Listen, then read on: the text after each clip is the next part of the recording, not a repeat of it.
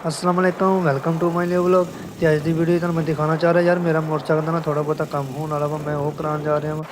तो नाले लाइट शाइट का काम आ क्योंकि वैल्डिंग करानी ना थोड़ी बहुत शाग का काम होने वाला वा, तो इस करके लाइट जरूरी है। तो तुहानू मिलते हैं थोड़ी देर फिर।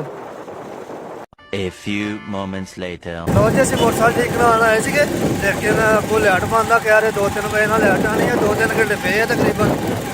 तो फिर असं कहा चलो हम फिर खाना खा लीए, खाना खा के फिर मिलते हैं तुहानू, उस तो बाद फिर मोटरसाइकिल ठीक करावे तुहानू दिखाने हैं। लो जी खाना वगैरह असी खा लिया, हुण असी जा रहे हैं वापस। तो नाले वो कह रहे थे 2-3 बजे ना लाइट आनी है, उस तो बाद काम होना वा। असल तो लाइट गई है, लाइट आएगी तो काम होना वा मोटरसाइकिल का।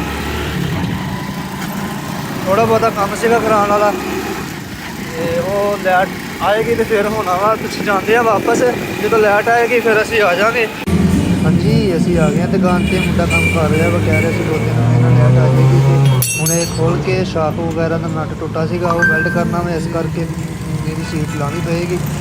लो जी साडी गड्डी ठीक हो गई, हम चलिए। लो जी गड्डी असी ठीक करा ली है, तो हुण असी जा रहे हैं वापस। बिल्कुल A1 हो गई गड्डी साडी। बात तो सही है। काफ़ी दिनों तो कह रहे थे कि यार कोई गड्डी का मसला वा ठीक करा लीए, लेकिन टाइम नहीं से निकल रहा ना साढ़े को, थोड़ा जहा बिजी से।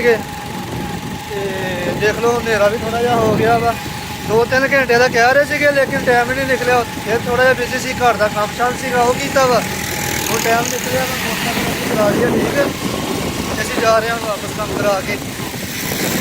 कैसा लगा अज का व्लॉग कमेंट करके जरूर दसिया जे, जिस मेरे भाई ने सबसक्राइब नहीं किया सबसक्राइब भी कर लो, लाइक और कमेंट से जरूर दसिया जे किस तरह की वीडियो लगी।